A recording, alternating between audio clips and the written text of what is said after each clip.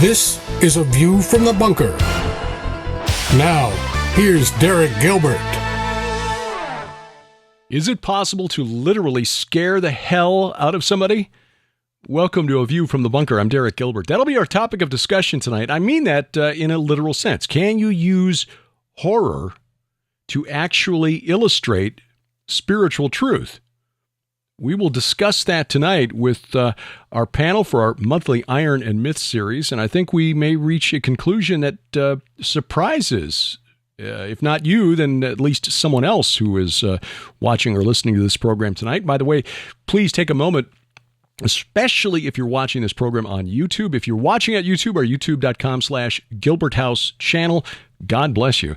Share, click the link, subscribe, do all that, but then take a moment and download our free app, because at some point we are likely to say something that will get us kicked out of the sandbox. That's almost happened. Of course, it's happened to Skywatch TV. In fact, just last week it happened to the women's program at Skywatch TV, Simply His.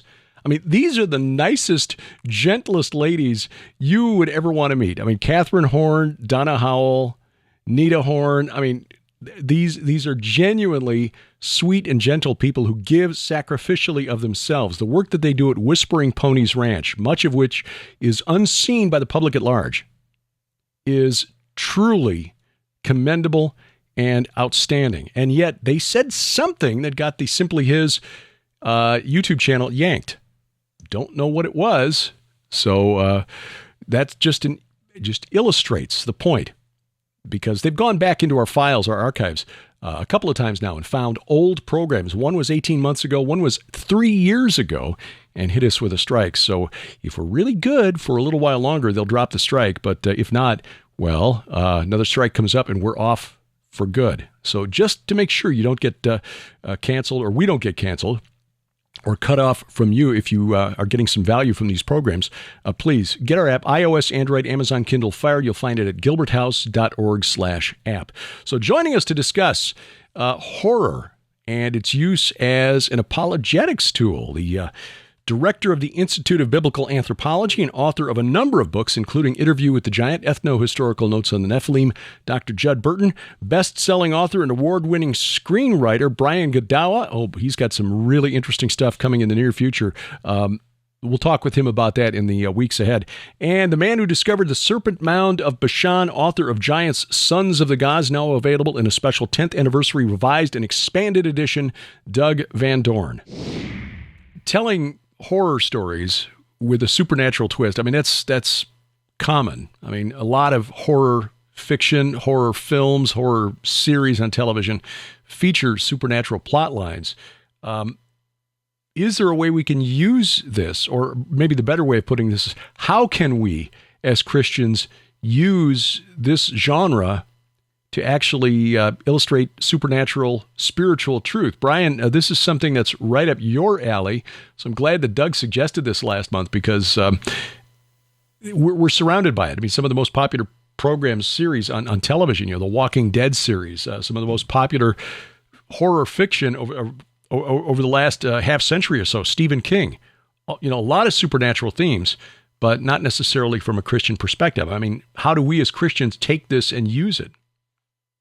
Well, and of course, the issue when we talk about horror, what comes to our minds, to most people's minds, is, the nubile young co-eds being hunted by the serial killer and they have sex and then they get murdered in grotesque ways, or, the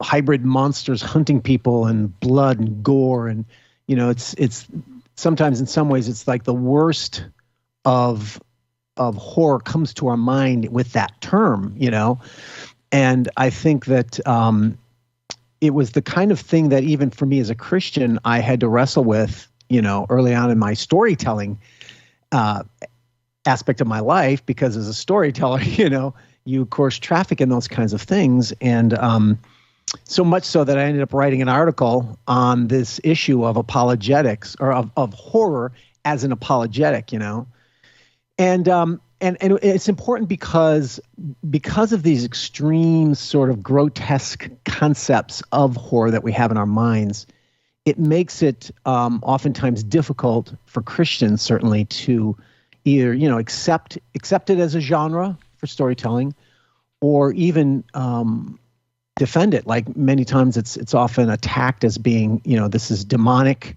just in and of itself. And if you are, and I've written stories and such where people will, respond, this is demonic, just by looking at what the story's about. They don't even know what the story is. They just see the genre of it as horror, right? And, this goes with serial killer stories as well. They're a kind of horror as well. But so I felt that was important to, certainly to address that issue from the Bible. And that's one of the reasons why I did. So hopefully we'll have a link there to the article on the video that we have up here. But so I sort of wanted us to talk tonight about what I consider to be the three main three of the main purposes of horror. Of course, there's lots of reasons, but first is to understand horror as a genre and realize that it's not just it's a genre of storytelling which has specific purposes behind it, why they do the things they do. And I kind of came up with three main important elements that we can hopefully talk about. And that is, first, horror as a genre tends to be very powerful in today's postmodern world, specifically, of course, any sinful world, right, that denies man's sinful nature. Particularly, though, in our postmodern world of relativism, right, where particularly now there's no objective reality. You Christians are bigots for calling things evil, and you're dichotomizing, you're making distinctions between things and such. And so in a postmodern relativistic world, horror is a powerful means of affirming the doctrine of original sin, or man's sinful nature. And then secondly, it's a powerful genre for communicating the consequences of sin. You see what evil results in, which these are all biblical things. We'll talk about them. And then thirdly would be, it's sort of a prophetic social commentary. Horror can be a commentary on society, and it often is. And I think hopefully we will be able to bring up passages, we're not here tonight, as you guys know us, we're not, you audience members know us, we're not just here to sort of defend something. We want to see biblically, how does this stuff fare out? And we've had a previous episode where we talked specifically about movies and series that have like the Watchers and the supernatural in them. And so hopefully our goal here is to address beyond just that into the more other elements of horror and how they're used in storytelling in the Bible. And so that's how I kind of see it. Of course, as we talk, you guys bring in whatever you want to bring in. But if I could just sort of launch the discussion, and again, think of passages. But first of all, the genre of horror itself. As an evangelical Christian, I always like to have the Bible. I have Bible verses to prove everything. I still kind of got that in me, and I love it. Proof texts and such. But one of the things that I think helped me to really start to reconsider my initial sort of negative reaction to horror is to face the fact that, hey, wait a minute. As I look closely, there's a lot of horror in the Bible, and when I say horror, not just like there are horrible true events of violence and such, because there are that, but horror as a storytelling means, like sometimes fictional or at least symbolic means of communicating spiritual truths, right? And the biggest two of my favorite books in the Bible are Daniel and Revelation. And when you look at these books, what are the things you see in there? They're very horror, whether it's giant genetic mutated monsters, to what have you. We could, go through some of these examples, but facing the fact that, wait a minute, now those are symbolic prophecies, or prophecies that symbolize something true in our history, but it's using these demonic creatures and things to describe that demonic spiritual world. But they're very much symbols, very much like a horror movie or a horror novel would be a metaphor for these things as well, So I don't know if there are any particular, what are some of your guys' favorite horror stories that you found in the Bible? Well, Judd, you actually teach on monsterology at the Institute of Biblical Anthropology. What would you, how would you answer that question? Well, there's really, not to turn the Bible into a horror novel necessarily, but there's certainly plenty of horrific imagery and stories and mythology within the context of the Bible.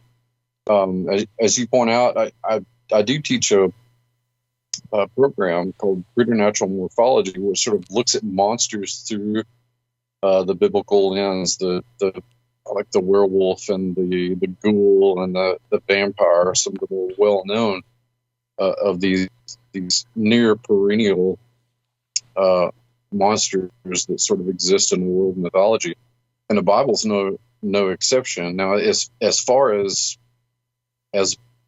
one of, if we can call it as such, cautiously, one of the most horrific elements, I think, is this vampire motif that exists within the Bible, presented in the characters of not just Lilith that we see showing up in Isaiah and I think in a number of places in the Psalms, but also there are other creatures that are usually translated as leechworm, but may actually be something more akin to one of the siblings of Lilith. And I remember hearing a really good presentation on an episode of Coast to Coast AM back in the day by a guy named Sean Manchester, who really did some interesting work in vampirology. But he teased out some things that I had not thought about before in the context of the vampire in the Bible, those being that the vampire was an antichrist figure insofar as that it took this demonic manifestation took life force, it took blood from the victim, whereas Christ, the vampire offering a kind of false eternity, false immortality, whereas Christ gave his blood and offers genuine immortality, genuine eternity. And so I think that nestled within the text are these really important lessons that are rooted in the idea of a vampire, this kind of demonic creature that robs life force or blood from someone. So that's certainly not the only one, and it is hard to pick a favorite, I suppose. But that's one that's always stood out to me, and certainly since I've been teaching coursework on this topic. Along with that, I think of, for me, the harlot in Revelation 17 and such is, everyone has varying interpretations of who she is, but the concept there is we all see her as a symbolic entity of some kind, and it literally says in Revelation 17:6, the woman was drunk with the blood of the saints, the blood of the martyrs of Jesus. And of course, everyone, Christians are going, oh yeah, that's obviously symbolic of how she's killing the Christian. Well, right, yeah, but it's saying she's drinking their blood.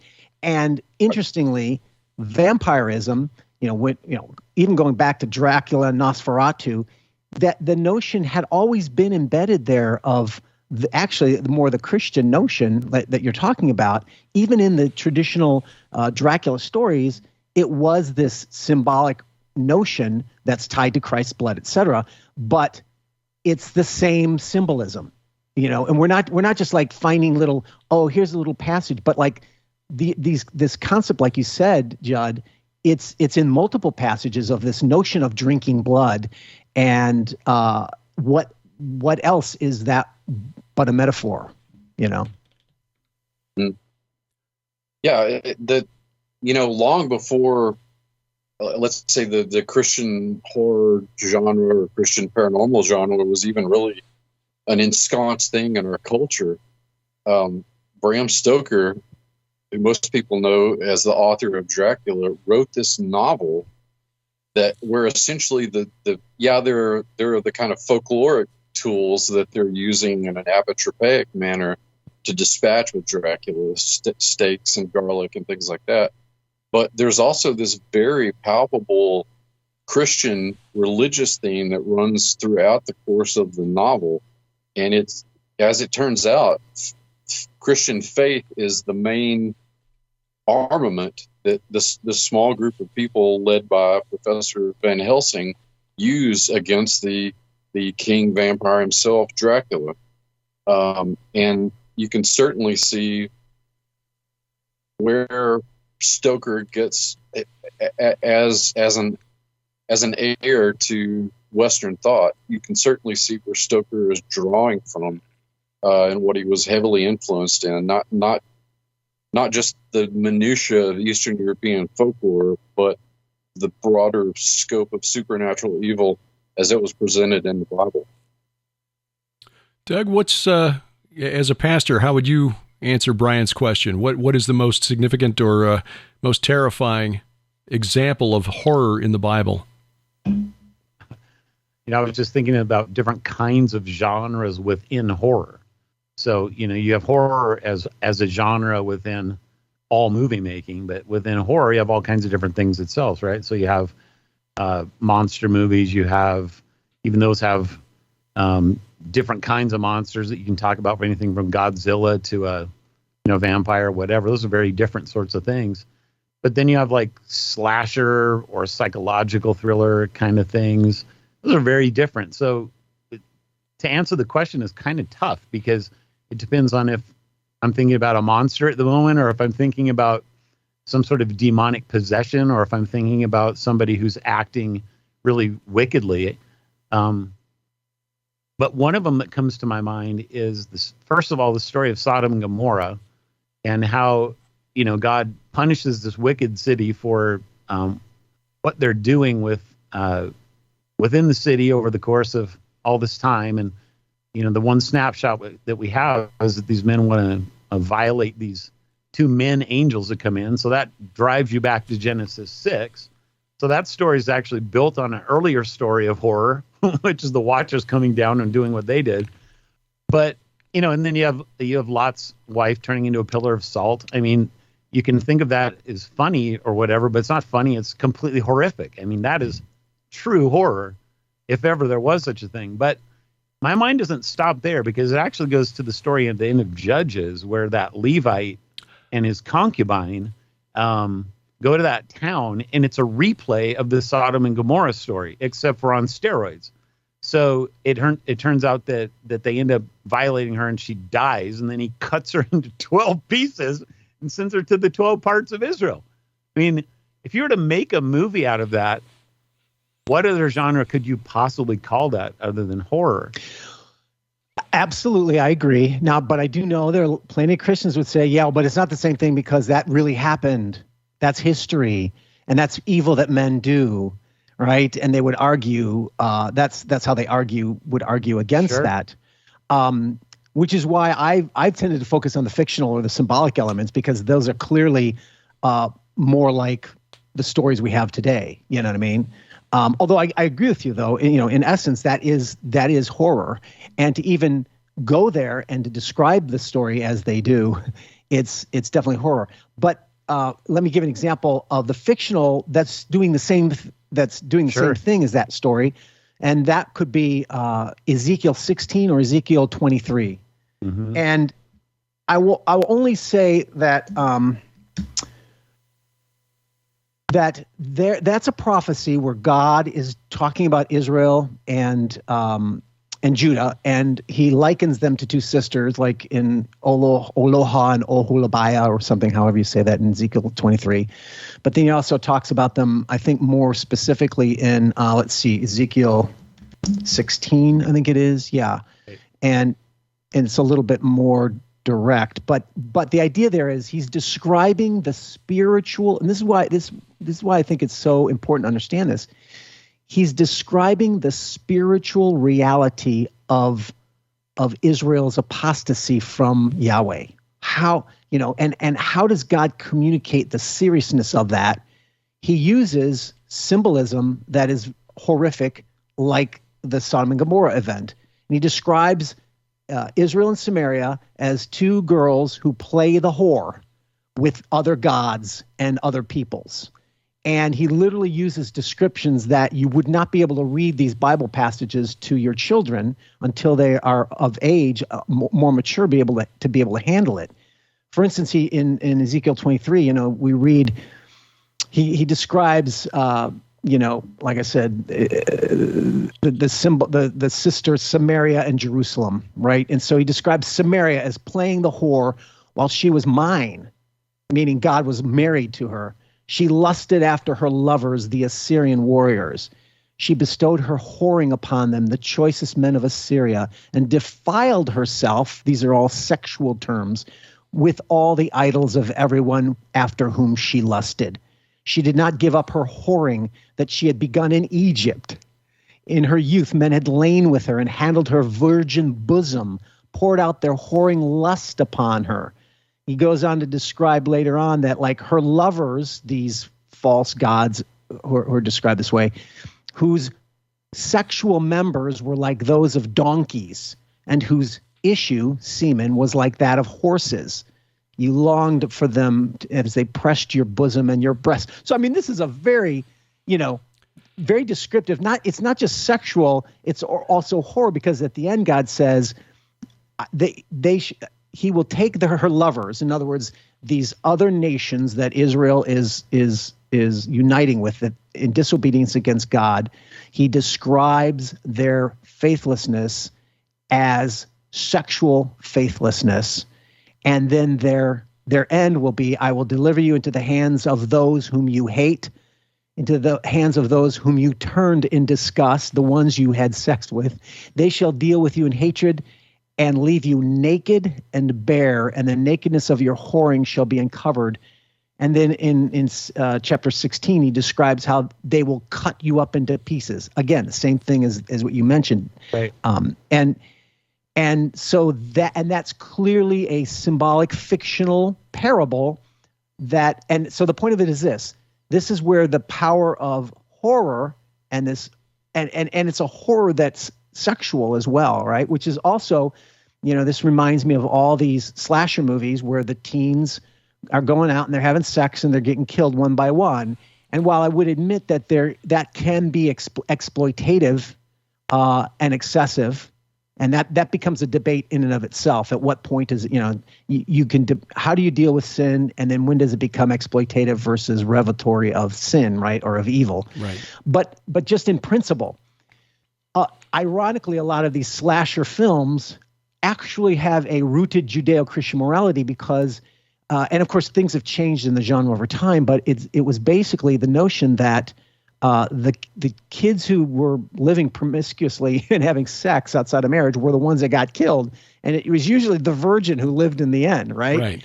And then of course when Scream came along, they sort of turned it on its head, and the modern version is a lot messier and a lot more nihilistic because they're deliberately going against the convention. But in more recent films, I've noticed they're kind of going back to that more traditional concept.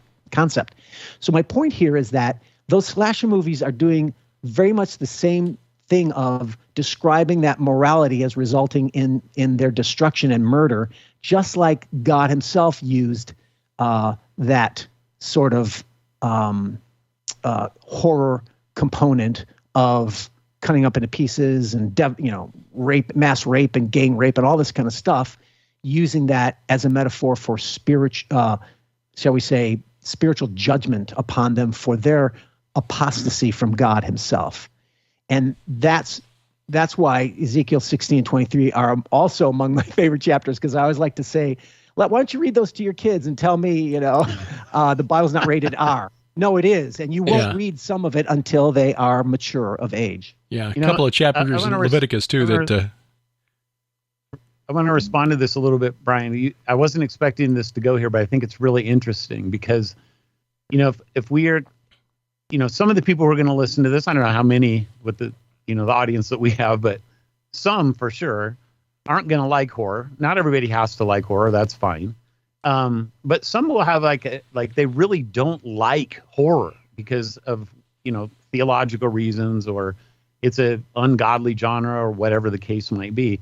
And so the fact that I kind of brought up what you said was a real story, and then you bring up what is a fictional story, I think that's a really interesting bridge, because think of an analogy here of a friend of mine. I might have said this before, but he was really struggling with the whole Nephilim thing, and he kept falling asleep on me during our talks. I'm like, this literally? is really rude. Why are you falling asleep on me? He never does that anywhere else, but with this talk he did. And so, what is your problem? He goes, well, it's all fake. What are you talking about giants for? So he said it was fake. It reminded me of what you just said. Well, that's just, that's real. I can deal with that. So the way I bridged it to him was to say, well, you believe in Goliath, don't you? And all of a sudden he went, well, yeah. And I said, well, look up his genealogy. Where do you think he comes from? And my point was that I took him from reality to what he thought was fiction, but in reality wasn't fiction. And in the two stories that we gave here, one is what you call reality, but I would argue that he's probably telling that story in a way that is conventional of a horror genre. Absolutely. Even though it's reality. And in the same way, what Ezekiel's telling us about Israel and Judah, especially Israel or Judah being even worse than the sister that was that bad. Yeah. Is he's giving a reality using a genre that teaches us about what we are already like. We are wicked people. Yeah. So I think it's really interesting that you took it in that direction, because I would want to tell people that you don't have to like horror, but understand that the Bible itself uses it on more than one level. It uses it in terms of using fantasy fiction sort of stuff, but it also uses it in terms of telling a real story with very stark imagery that, whatever that corresponded to and the reality of how that looked to the people around him, I don't know. But when you read that story, you cannot help but just go, be repulsed by it. Yeah, and that in fact that's the goal. But I'm so glad you brought up that qualification, because I always forget to bring this up right up front. Is I actually do agree that horror, like, I want to defend the principle of horror as being a genre that it's not just acceptable, but God uses it in His Word. So therefore, we cannot condemn it as a whole. We might condemn an individual horror story, but that's immoral or whatever. And of course I have. And yet at the same time, I will admit that I definitely understand that horror is not for everyone.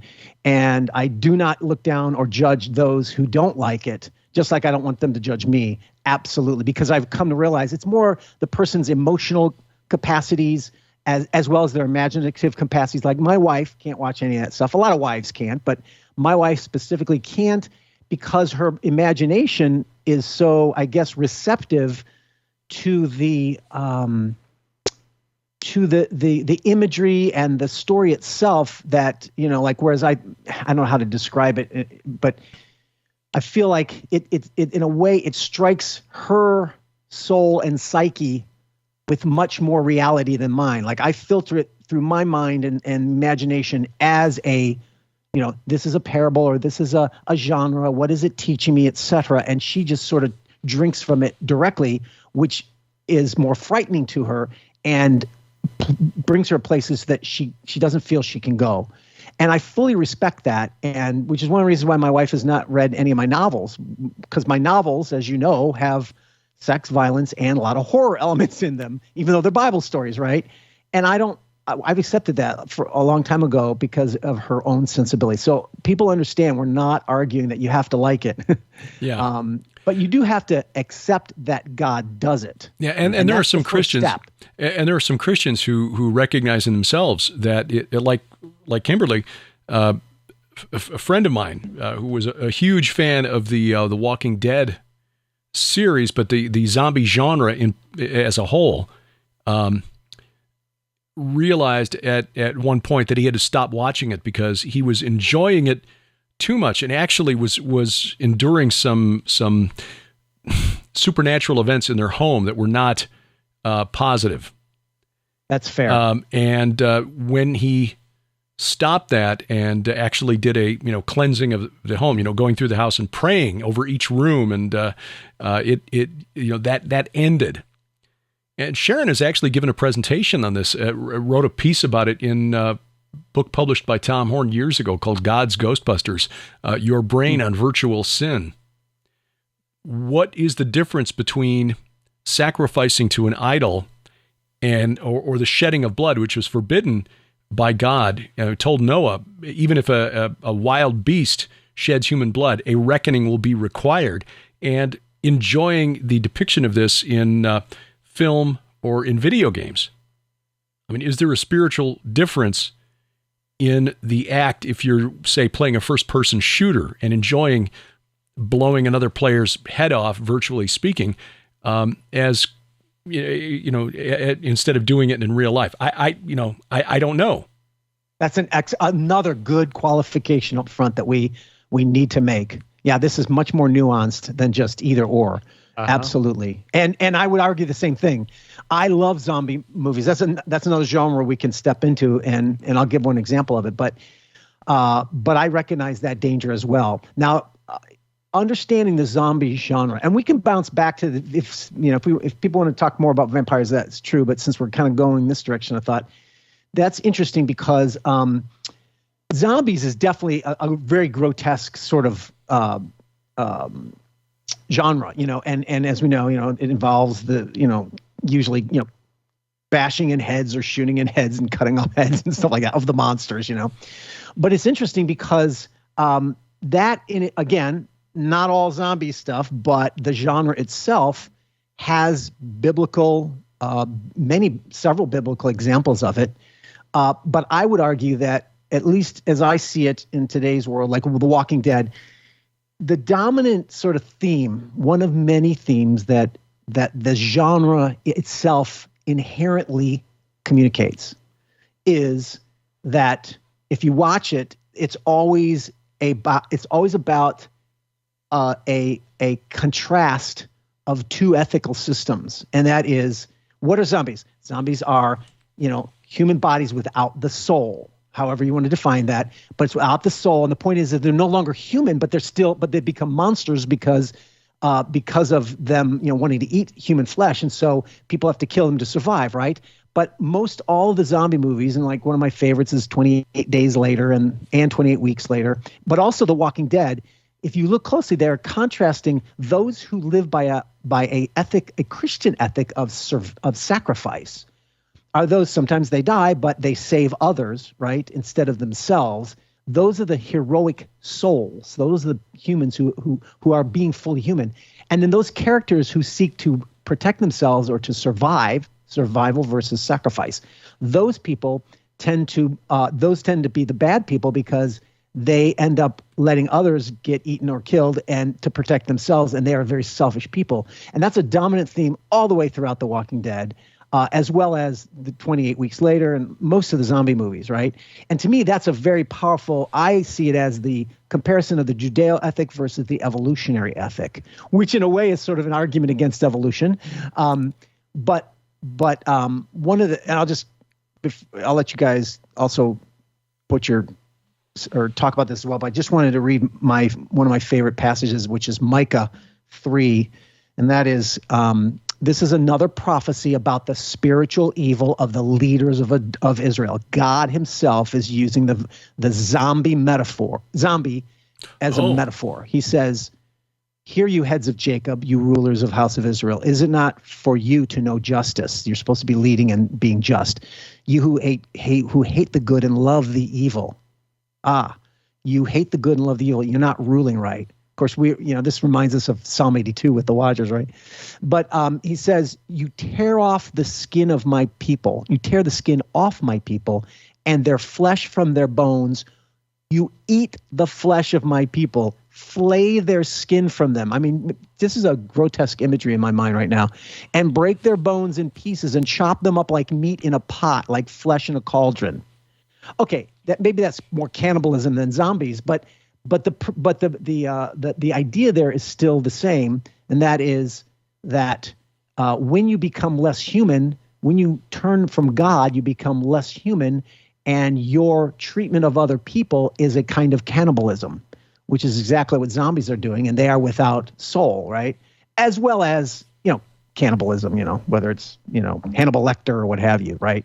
But that's another good example of that zombie-like imagery that God is using for righteous means. I think one of the interesting nuances in the zombie genre is also that zombies represent a kind of postmodern immortality. They, as you pointed out, they're these creatures that are bereft of a soul, and I think that's one of the interesting things of the zombie genre in the past few decades is that they're almost reduced to a kind of naturalism. You reference evolution as kind of the lens that they're viewed through. Whether usually it's some sort of pathogen, right, or some sort of a virus or disease that spreads that causes some sort of rise in the zombie population. So I think there's an interesting, intellectual horror there, in that, that postmodernism has spread so rapidly and is so infective. And I think that's something that more Christians ought to pay attention to, considering that much of the battlefield, the cultural battlefield, that we find ourselves on these days, is amidst this kind of postmodern immortality, postmodern zombie. Cool. Yeah. And in a similar way to the way Jesus kind of reverses the vampire trope, he does the same with the zombie trope. You eat my flesh and drink my blood, and Interestingly, the first century Christians were being accused of being cannibals, because of that statement. Mm-hmm. Just like the left today will twist everything and you hate children because you're not letting them cut off their body parts to pretend to be different sexes. And you hate children. It's like, no, we're the ones who love children. And you're eating the flesh of deity. You're forcing them to be born into a world that's on fire. Yeah, it's the other, and by the way, this whole idea is why Sharon and I titled one of our books "Giants, Gods, and Dragons," because again, these are all used in Scripture, in one way or another, to convey spiritual truth. I mean, you've got the dragons in Leviathan chapter 41, or Leviathan described as a dragon. I know that most Bible commentators try to pass it off as a crocodile, but crocodile that breathes fire, apparently. But the story in the Bible that has inspired a lot of horror fiction, horror films, is the story of the Gerasene demoniac. We are legion, for we are many. I mean, to me, that makes, just thinking about that, it makes my blood run cold. You get the descriptions in Matthew, Mark, and Luke. Matthew has 2 demoniacs. Mark and Luke, it's just 1 each. But this is a guy who's described as somebody who could not even be restrained by iron chains because he was so strong he would break the chains, living amongst the tombs, next to a herd of pigs. And now we have a little better context for understanding why that might be the case. It appears that pigs were often raised, if not exclusively, at least primarily in the ancient Near East, to offer as sacrifices to the dead, which would be these demonic spirits that this guy was afflicted by. But the idea that demons could force you to do this kind of self-harm and imbue you with superhuman strength is terrifying. And we've seen this depicted in films over and over again. Probably the most popular, or the most viewed anyway, film of this genre, The Exorcist. Yeah. Now, and one of the themes that is in all these demonic movies, even the secular ones, right? There's always one of the main characters who is a naturalist or whatever, a materialist, and they don't believe in spirits, and their journey is always, and even series like we've spoke about, evil, and so, there's always a skeptic, and his journey or her journey is they realize that because of their experience with this supernatural evil, they realize that the spirit world is real and God exists to some degree for them, and that's a powerful tale of conversion that these stories enable us to tell. But I got to tell you this though. I recently I can't say which movie it is, but I've written a movie about Jesus for some producers, and I actually have sort of made it like a horror movie because I've focused on the demonic element more. I mean, all movies about Jesus have him casting out demons, but like I have a lot of it because I think it was so important to what was really going on, right? And so it'd be interesting to see if they pull it off and they do it, but. Yeah. The gospel as a horror story. Well, and that's a really interesting. That's a really interesting point because, as Judd mentioned, with the vampire story as originally popularized by Bram Stoker, it was clearly a tale where it was the power of Christ that allowed them to finally overcome Count Dracula in the end. But as we've gotten into the modern world, that's sort of lost. The same with. Well, even in the movie The Exorcist, the demon, Pazuzu was finally overcome when the younger was it Father Karras? Yeah, who basically taunts the demon into possessing him, and then he jumps out of a window. Yeah, it's not like the power of Christ didn't compel the demon to do anything. It's like the sacrifice of the priest. Okay, that's all well and good, but it's not really accurate. And then, of course, he shows up again in Exorcist 3, the one with George C. Scott. Well, here's something about that. To give Hollywood its due, got to be fair. You're right. Obviously, and the name of Jesus is never allowed in Hollywood movies unless it's a curse word or it is a demonic movie. But even then, it's more symbolic than anything. However, to be fair, there have been recent movies out of Hollywood that actually did have the name of Jesus as the weapon against the demons, and the Conjuring movies are. Of course, I haven't seen all of them, but I know the first one very clearly. The power of Jesus Christ was casting out that demon, and I was like, "Whoa! This is a Hollywood movie."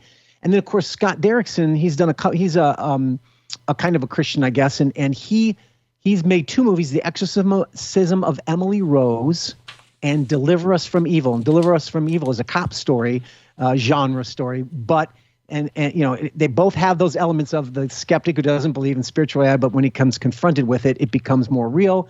And I don't know if the name of Jesus is used clearly in there, but definitely it's definitely more of a Christian worldview of dealing with demonic possession. Yeah, you can actually come across some of these things in surprising ways. You remember the kind of semi-comical vampire story Fright Night with Roddy McDowall. Oh yeah. And Chris Sarandon as the next door neighbor moves in, and the teenage kid realizes that he's a vampire, and so Roddy McDowall playing Peter Vincent, which was a tribute to Peter Cushing and Vincent Price as legends in that genre. But the kid, confronts the vampire and holds up a cross, and the vampire just looks at him and then crushes it in his hand. You idiot! That only works if you believe it. And then later in the film, he holds up the cross, and it does actually have power to drive him back. And cool. So he's ultimately defeated. So even in a silly movie like that, occasionally there's a glimpse of some truth that works its way in there. Oh, and then remember the Arnold Schwarzenegger movie, End of Days? It's like, whoa. It was supposed to be about the Antichrist or something, but Arnold Schwarzenegger was supposed to stop him, and his whole journey was also to rediscover faith, and he could not have victory over the bad guy until he had faith as well. And that was like an action horror, action horror flick with Schwarzenegger. And I remember watching and going, wow, that's really cool. And I heard him, doing an interview where they had talked to in getting, consultation from, various priests or whatever. And they had stressed that, he cannot have physical victory because, here he is, this action guy, and he shoots and kills. Right. But they're like, but his journey has to be, he cannot have physical victory over the supernatural. It must be only through faith. And then they employed that into the story, which again, I applaud Hollywood, although that's a little old of a movie, but still it was made, How difficult is that, Brian, when you're telling the story to keep that aspect of it true? I know Sharon kind of wrestles with this because it almost seems like a cheat, that when Okay, God enters the picture and suddenly evil's defeated. How do you work that? Deus ex machina. Yeah. I didn't remember how to pronounce it. That's why I avoided using the term. So thank you. God from the machine, meaning, the Greek origins of it was just that, they would have these plays where they would get the Greek characters into impossible situations and couldn't get out of it. And it's like, so the gods would come down and free them. Right. And yeah. And so there's in the hands of less skilled writers, that can be a danger where, everything looks, and then suddenly, the heavens open and everything is fine. It's a Monty Python movie. Yeah. Well, no, that is a difficulty because, and by the way, I in general do agree that you shouldn't do that, because I think that regardless of your spiritual beliefs, there's an earthly side of things that most of the time, is worked out through our personal journeys, and that's how we overcome. The very essence of storytelling is the hero. By fighting the evil, they realize the evil in themselves, and they have to change inside in their own understanding or repentance or whatever, faith, right? And that gives them the ability then to have the external victory to vanquish the enemy in the story. I mean, just in terms of general storytelling. But here's the thing, though. As Christians, we have to walk a fine line, because it's not Deus ex machina, because God is not. There's not a machine for us, right? We have the Trinitarian God who is providentially controlling all things. But I do have those in my stories, but I try to limit it to, if I'm telling a Bible story and it's a miracle, God did show up, so it's okay, But if I'm creating my own story, fictional story, I would at most allow myself to have one of those moments in a story, just so that it does reinforce my belief in God, regardless of whatever we believe. Even as Christians, like, God is real and He does sometimes show up, and I want to acknowledge that. But you can't rely on it too heavily, because then it does become how many times in our own personal lives, I guess might be a lot of people who claim to have a lot of miracles in their lives, but I mean, just, speaking to normal Christians who are living their Christian lives, how often does God do this dramatic miracle like parting the Red Sea? Right? No. He does providentially do things in our lives, and I'm sure, and I would acknowledge He's done miracles, but they're not these fantastic parting of the Red Sea kind of things. It's really more like, you look back and you say, oh, wow, He protected me from this or that. Now, again, I know there's going to be charismatics or something who might, argue much more strongly than that. But as a storyteller, that's how I approach it. God's working within us more than anything. Yeah, and there are things that I think a lot of us could point to and say, that I have no explanation, no natural explanation for that. But if it happens over and over again in order to drive the plot along, then the whole story doesn't ring true, and then it misses. Yeah. Then you've defeated your own purpose in trying to convey some supernatural truth by telling a story that is clearly not believable. Yeah. I'm curious about something. Kind of changing the subject.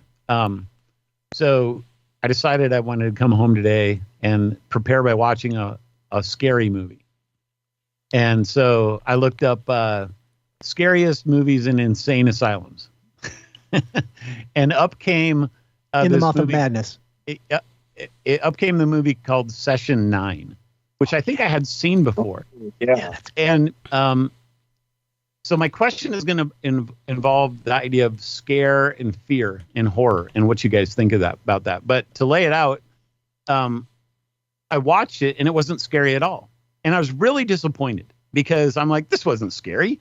I just wasted an hour and a half watching a movie that wasn't scary, and that's what I wanted.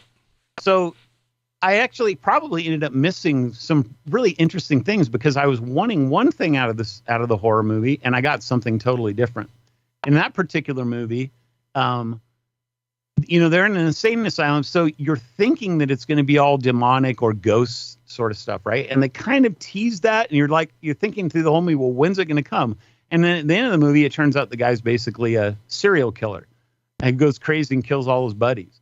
But you're left with kind of this dilemma of, was there something there that was also behind it? So it in that way is really interesting. Yeah. But I wasn't scared. And so my question is, what is it about scare and fear and that whole part of horror that we're drawn to?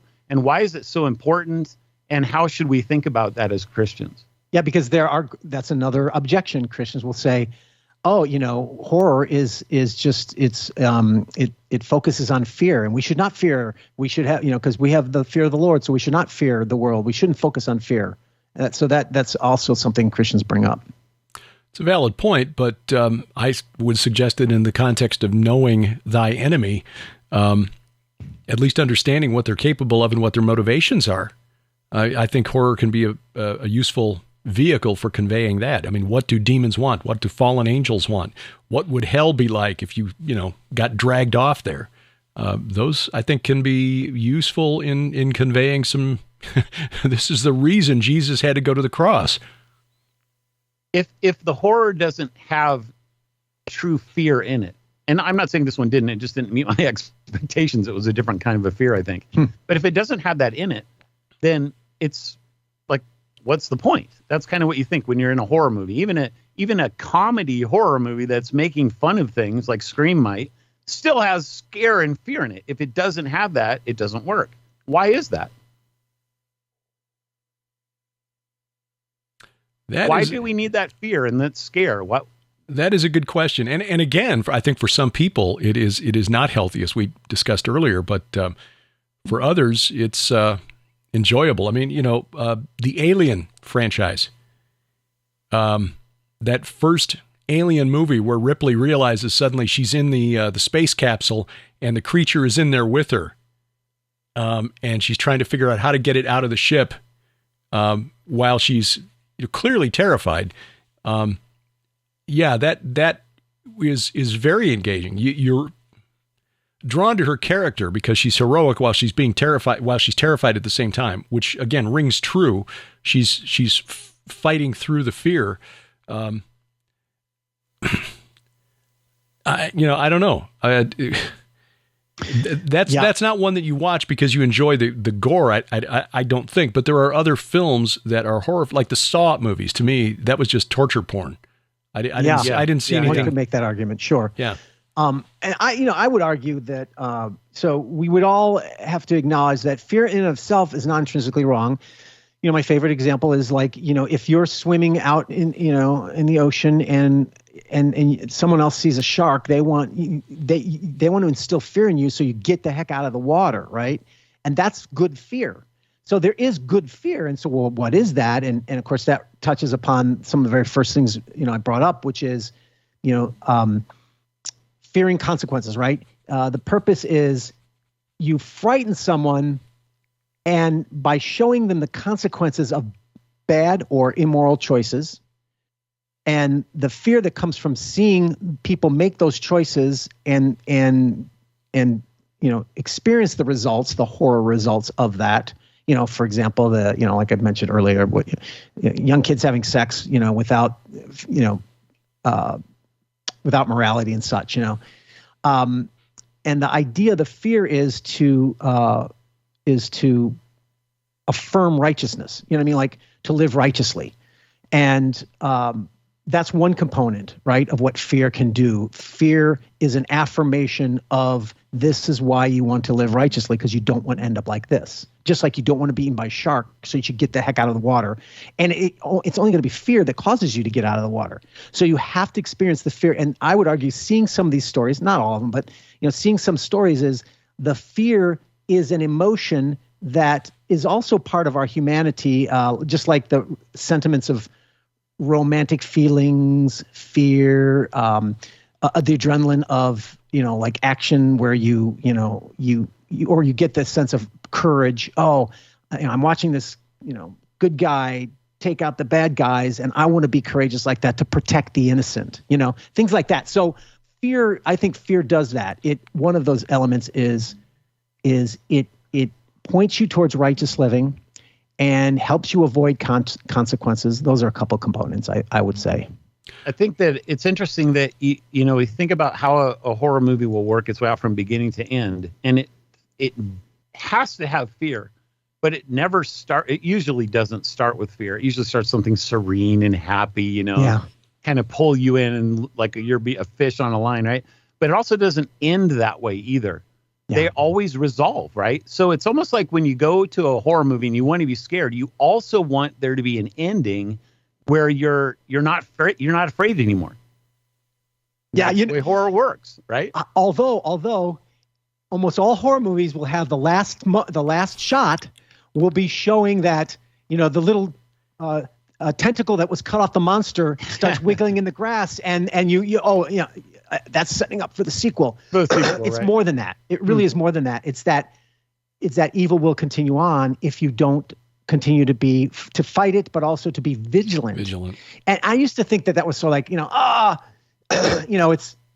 it's saying that evil wins, in my lesser educated days. It's like, that's saying evil will never be defeated and God can do it. But no. If you look in the Bible, just think about this the other day, it's like one of the things about the Bible I've noticed is like, man, all the stories of God and his victory with his people of God, it's all like that. Like he always does a vanquishing, but not fully, right? Like the, it was the whole element of, I was just talking the other day about the Nephilim thing, right? Joshua 11, Joshua wiped out all the Anakim in the land. And, it says, he did all that God said and God gave them all the land he promised, but he left some Anakim in Philistia. And they're like, and we know what happens is then that ends up David has to fight the Rephaim, right? And he has to wipe out the Rephaim. And if you look at Israel's stories, there's always like that. Even with the victories, there's always some kind of like, yes, but man is still sinful, and we've got to be vigilant. I would argue the point of that is, that it's not that evil is victorious. It's that if we are not vigilant, because we are always having of a sinful nature, we must always be vigilant about fighting evil and never think that we've vanquished it fully in this life. Judd, let me bring you back in here as a biblical anthropologist. Through your online courses that you offer, why did you choose to include courses for people to learn about things like vampires, werewolves, witches, zombies, etc.? I chose them because of the palette that the demonic realm had to work with, and in studying folklore and mythology through the lens of anthropology, it dawned on me. It's something that our friend, the late Mike Heiser, said one time, that it only takes one story, one account of, in the case that he was saying, one account of alien abductions or UFO experiences. It only takes one of these things to bust the paradigm wide open for it to be true. It only takes one of those accounts being true. And in surveying the folklore of the cultures of the planet and looking at the mythologies, the same kind of truth is applicable there. It only takes, because these were stories that circulated orally. In many cases, they existed for certain people in real space and time, and it only takes one of those stories to be real. And as Christians, we should be familiar with, we should know the kind of variety, indeed theatricality, that demonic realm can utilize. And in my mind, that includes creatures like vampires and werewolves and zombies and ghouls, and these kind of nightmarish creatures that exist in the folklore and mythology of the world. So a Christian looking at these things through the lens of the Bible can become to know that that's part of the repertoire of the demonic realm.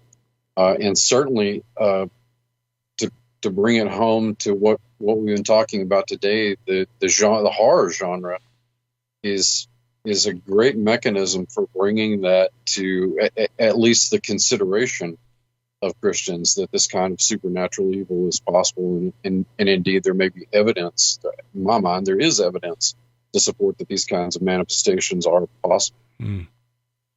I know that's why Sharon does what she does with her Red Wing Saga series. And Brian, you've got some projects in the works that are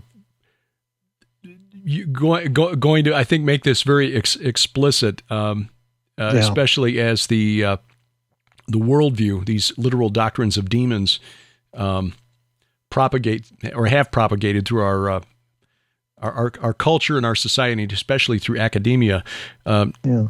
Sadly, as we're getting close to an hour here, I was hoping we'd have time to discuss some specific examples of things from Hollywood. We mentioned a couple, but maybe our next program we can focus on each of us bringing in a few of our favorite examples of how some films or television series or novels have managed to use this genre to teach some spiritual truth.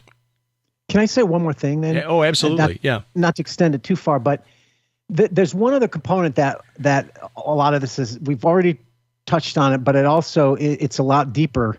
And it's, the very first thing, I mentioned Daniel, right? And the Daniel beast, right? We know that they were like hybrid beasts, right? And then Revelation reflects those very same beasts later. And this notion of the beast, right? We talk about that with eschatology and Revelation, and what is the beast and such. And of course, there's two beasts in Revelation. There's the land beast and the sea beast. But the idea there is that the description of the beast, why does John even use that imagery? Is that just something he came up with? No, it's actually it's rooted in an apocalyptic genre, which is horror oriented, because the notion of the beast, and you go all the way back to Daniel, and Daniel's saying the same thing, this beast with the iron claws and all this kind of stuff, right? And it's devouring people and all the various beasts that Daniel describes. And of course, this is what brings to my mind is all the monster movies, right? That some people think they're such a waste, but in a very real sense, the biblical usage of the beast term is actually, I would argue, it's rooted in the theological belief that human authorities or powers, because ultimately you look and you see that these beasts are representative of empires or governments or rulers, right? When the rulers do not follow God's law, they become beasts. They become like animals. Of course, more than just animals, without like a human without a soul, so to speak, right? It's like they're not just animalistic, although that's a component, right? It's a beast, but it's without the soul, without God, they are marauding monsters, marauding animals, right? And so that's sort of the I would say, one of the theological elements of that beast imagery in the Bible. These human authorities without God, without God's law, they become monstrous animalistic beasts who kill and destroy and eat people, right? And of course, we think of things like Godzilla and stuff, but and this is kind of a Frankenstein motif, but you think of movies like Jurassic Park, right? And Jurassic Park is that same thing where it's like man in his hubris, when he has no morality. There's that scene where Jeff Goldblum says, we've been so interested in cloning dinosaurs to see what we can do, we haven't bothered to figure out whether or not we should do it, because when you clone the dinosaurs, look what happens. They come back and they bite you and eat you. And that's the same notion, right? And so I think that's a very powerful, one of my favorite, I think Frankenstein for me is probably my favorite horror story of all time, because so many stories go back to that original. And if I could just mention one book here that I think if people are interested in going deeper, other than reading Judd's material, there's a great book called Monsters from the Id by Michael Jones. It might be hard to get a hold of, but it explains a lot of the origins of Victorian horror, the werewolves, the vampire. If you look back in terms of just, at least recent storytelling, a lot of these tropes that we're familiar with, whether it's Dracula, the Dr. Jekyll, Mr. Hyde, right? Of course, there's ancient examples of that in their own way, but specifically as we know them in our culture, it kind of goes back to the Victorian era. And all those original stories, Robert Louis Stevenson, et cetera, Michael Jones brings out this point that they were reflecting that Judeo-Christian side of Victorian understanding of human nature, that when you suppress the truth in unrighteousness, right? When you suppress the truth, you you cannot hide the ultimate monster. It will always come out because human nature is essentially has that sinful nature to it. So thus, Dr. Jekyll and Mr. Hyde, he's hiding, he's something at night, just like the werewolf is, right? And so it's that Victorian motif of what we've been talking about, and I think that's a powerful. Again, goes back to this notion of affirming the original sin, sinful human nature, which is something that's denied in today's society. Yes, it's common parlance for us as Christians, but in a very real way, it's denied in society. And so horror films, the modern day version of Dr. Jekyll, Mr. Hyde might be Fight Club. It's not quite horror per se, but it's the same motif of when you suppress your evil. And I can list off a bunch of other movies. When you suppress your evil, you can't ultimately do that. It comes out. Your sin will find you out. A biblical concept. Your sin will find you out. You can't hide it. You can't. Or when man suppresses it in unrighteousness, it still comes out in his idolatry. And so that's a powerful, first step in the gospel for sure. But that's that. You can see this how this all links back to the same purposes that the scripture, I think, are using monsters as a metaphor for, is people who try to hide their evil, people who deny God, they become monsters. In a general notion, I think that's what's going on. That's one reason that a lot of modern horror, by the way, just rings hollow, because they want the supernatural evil, but they don't want to counterbalance it with the supernatural good. And when you take that element out of it, then all that's left is, we flawed and, failing humans taking matters into our own hands and destroying these monsters with, dynamite or whatever. It just doesn't make any sense. This is a conversation I'd like to continue, or of course, I'm always open to suggestions because you guys come up with better ideas than I do. But if we want to take this out in maybe another month and just come up with ideas on or recommendations for horror that teaches some supernatural truth. I mean, even some science fiction horror like Signs, the M. Night Shyamalan movie. Is a really good example, but we can kick that around. One thing I do know for sure is that God willing, we'll be back again next month. Brian Godawa, Doug Van Dorn, Dr. Judd Burton. Check the show notes below the program, whether you're watching or listening. If you're consuming this on our app, I will put a link to Brian's article below. The app allows us to link directly to websites and things like that, and articles that are helpful. So we will link to Brian's article on horror as an apologetic. And fellows, look forward to doing this again next month. Check the show notes below this program, wherever you are watching or listening, for the website links for Doug Van Dorn, Brian Godawa, Dr. Judd Burton. They will be there.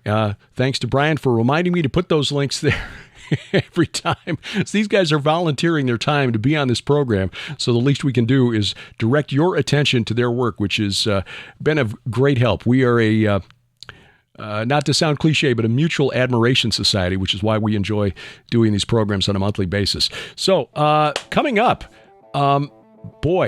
PTSD of the worst kind. No, not post-traumatic stress disorder, post-traumatic shopping disorder. Seriously, columnist for a major publication freaking out because of too much choice. Bless their pointy little heads. Straight ahead on A View from the Bunker.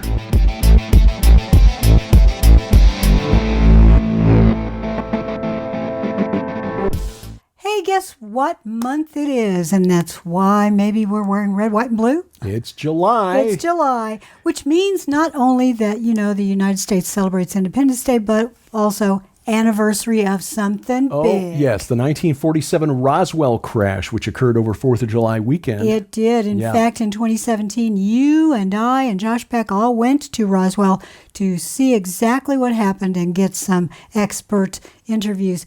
And then you wrote a book. Yes, Josh and I wrote the book, The Day the Earth Stands Still, about the phenomenon, because For many people, the UFO phenomenon is not about figuring out how we can travel to the stars. It is really a religion, answering the big questions of life. Why are we here? Exactly. Where did we come from? What happens when we die? And it is back in the news. So that is the main reason we've decided to bring back a special from last summer. If you get this book, and you will get these two practically free. Yes. Because the whole package, you're going to save $30. Yes. It's only $35 for all three. You get the book, the two Sci-Friday crazy. Best of deals is 14 hours of video on the between the two Best of Sci-Friday. And we do address the UFO phenomenon on some of these episodes. $35 plus shipping and handling, available now only at our store online, gilberthouse.org/store.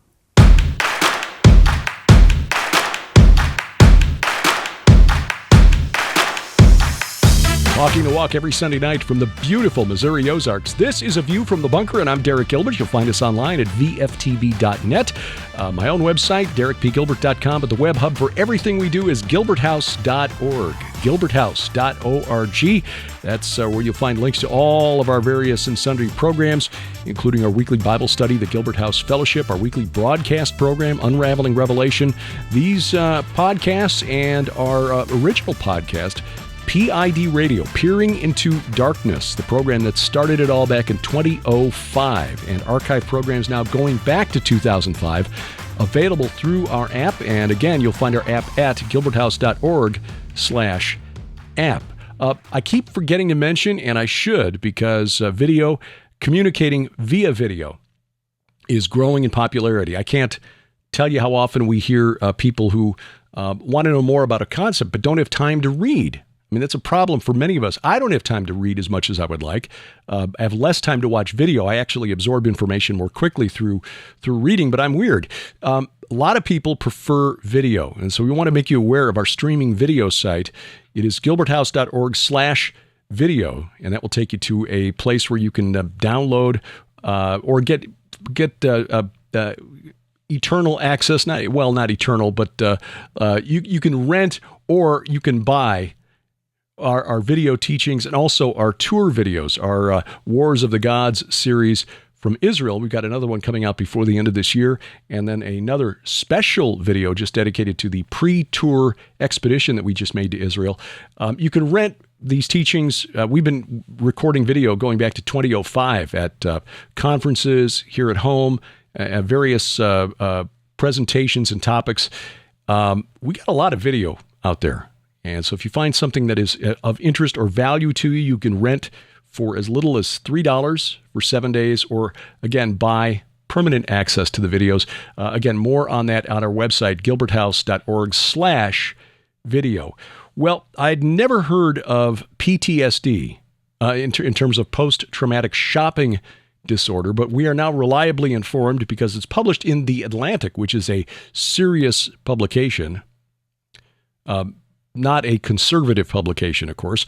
Author Adam Fleming Petty, writing in The Atlantic about his high anxiety suffered after a recent trip to the grocery store. And I will quote from the article. On a recent afternoon while running errands before I had to pick up my kids from school, I froze in the orange juice aisle of a big box store. So many different brands lay before me. Minute Maid, Simply, Tropicana, Dole, Florida's Natural, Sunny D, not to mention the niche organic labels. And each brand offered juices with various configurations of pulp, vitamins, and concentrate. The sheer plenitude induced a kind of paralysis. Overwhelmed by the choices on offer, I simply could not make one. I left the store without orange juice. Even when you manage to make a choice, Petty writes, you can find yourself wondering whether you made the right one. Sure, that Chobani strawberry yogurt was pretty good, but what if you'd gotten Oikos instead? Or Fage, or is it Fage? I don't know. Or those Yoplait whips. Yes, Yoplait whips indeed. Through his lens, this modern benefit seems to be nothing more than a stress-inducing nightmare. But I continue. In some areas of my life, like picking out clothing, a brand is important to me. I know which label of jeans fits me best, but I really don't care about the brand of granola I buy. My groceries don't need to be the absolute best on the market. I just don't want them to be the worst. A solid B+ is good enough for me. Mercifully, there exists a portion of the retail sector I think of the single option store, or SOS. The offerings at these establishments are deliberately whittled, typically leaving only a handful of each item to choose from. Yes, SOS. Single option store. He sent out a call for help, and thankfully, and the rest of the article is in praise of Aldi. Now, it's not really a commercial for Aldi. Frankly, we love shopping at Aldi. I wish there was one closer to us, because really their store brands are pretty good and the prices are really great. But he goes on to talk about how this has made his life easy. The SOS single option store is good at what it does, providing limited mid-tier quality food options and maybe chipping away at my hundreds of daily decisions. I'll gladly take that trade-off for the time it saves me, as well as the mental space it clears. Now, on my afternoon errand runs, I can head to my local SOS, get some store-brand orange juice, and bask in the freedom of not having had to make any choice at all. End quote. Well, Petty is making a point here, and I'm not sure it's quite the one that he intends. Oh, yes, he's kind of throwing this out there, sort of a tongue-in-cheek clickbait article by declaring that having less choice is better. But on a deeper level, you know that there are some people out there, the type, those who are racked with guilt because of our luxurious lifestyles here in the West, who will agree, yes, it isn't right that we have so much to choose from.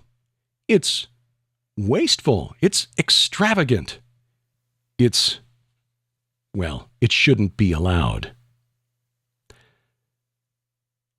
And they are the types like the Just Stop Oil folks in the UK who tie up traffic to try to promote the idea that petroleum products are evil and killing the world. There will likely be at some point a group that will take this idea and say, yes, the government needs to whittle down our choices, eliminate all these high-end, expensive brands of orange juice, and offer us just a mid-tier quality level in order to free us up to do more creative things.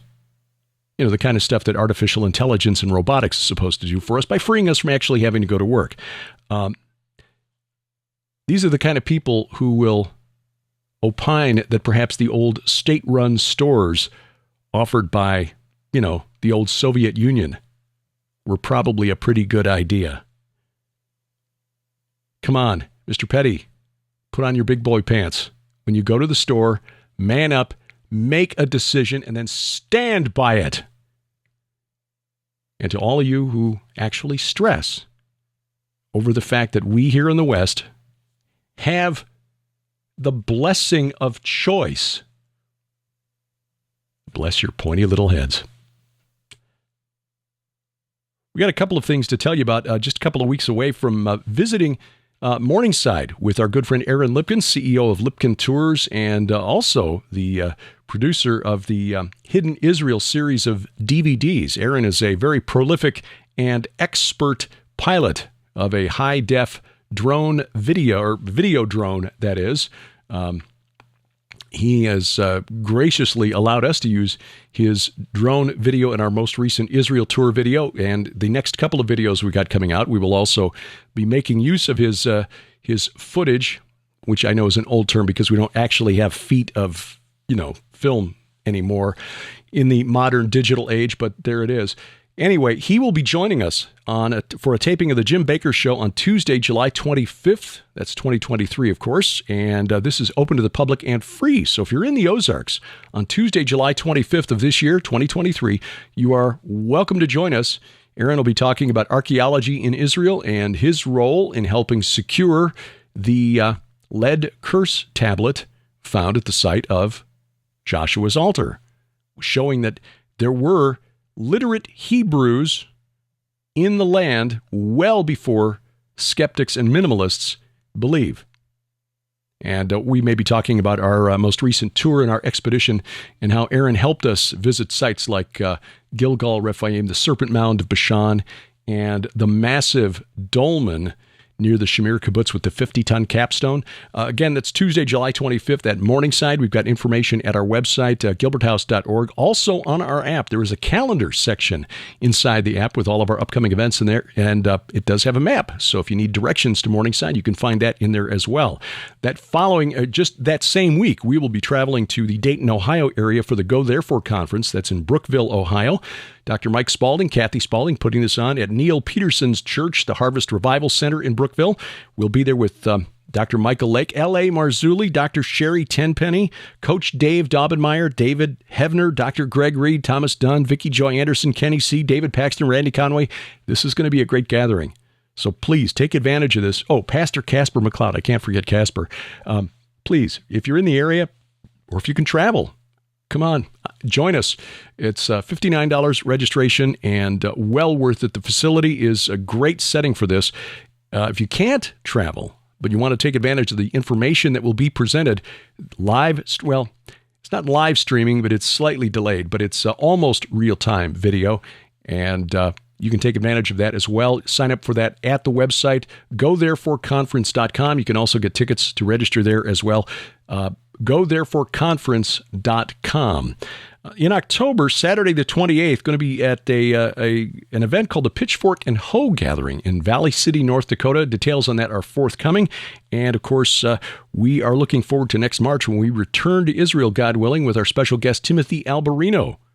This will be like this is an adventure, but it will be like a rolling conference through the Holy Land, and we invite you to join us. You can find out more online and reserve your place at gilbertsinisrael.com. Gilbertsinisrael.com. That'll direct you to the Lipkin Tours website, and you can find out all the information you need there.